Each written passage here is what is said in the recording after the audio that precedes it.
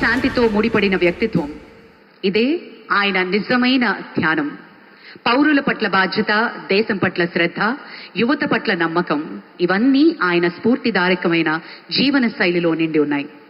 ఆయన యోగా ధ్యానం పట్ల ఉన్న ఆసక్తి రాజకీయాల ఒత్తిడి మధ్య సైతం తన మనశ్శాంతిని ఎలా నిలుపుకోవాలో ప్రత్యక్షంగా నిరూపించింది యోగా.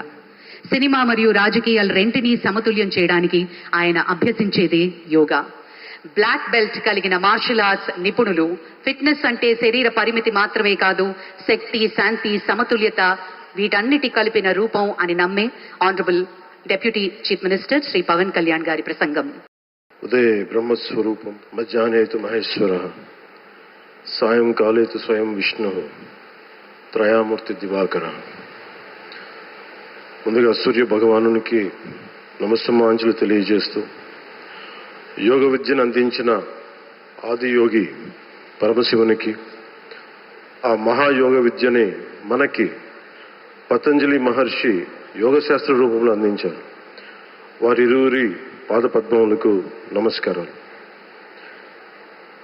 మన యోగ విశిష్టతను, గొప్పదనాన్ని ఋగ్వేదంలో ఉన్న మహానుభావులు తెలియజేస్తే, దానిని ప్రపంచవ్యాపితం చేసిన దార్శనికులు మాత్రం గౌరవ ప్రధానమంత్రి శ్రీ నరేంద్ర మోదీ గారు. భారతీయ సనాతన ధర్మం తాలూకు విశిష్టతను యోగా ద్వారా విశ్వవ్యాపితం చేసిన ఘనత ఆయన సొంతం.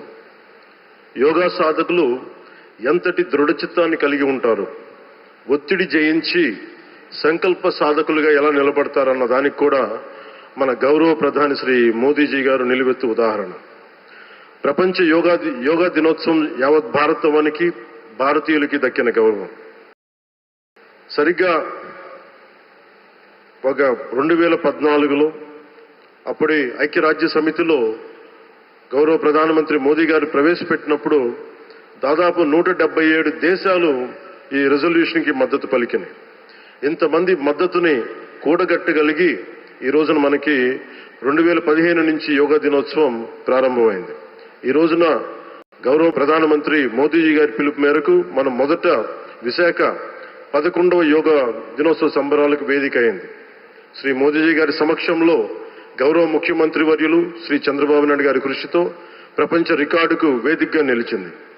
విశ్వనరులు మోదీజీ గారి పిలుపు మేరకు యోగా ఒక వన్ ఎర్త్ వన్ హెల్త్, ఈ ఆరోగ్యం థీమ్ని ఈ వేదిక నుంచి ప్రతి ఒక్కరూ ముందుకు తీసుకెళ్లాలని మనస్ఫూర్తిగా కోరుకుంటూ, ఇక్కడ ఆసీనులైన మీ అందరికీ, ఇక్కడికి వచ్చేసిన ప్రతి ఒక్కరికి కూడా పేరు పేరున నా హృదయపూర్వక వందనాలు, నమస్కారాలు.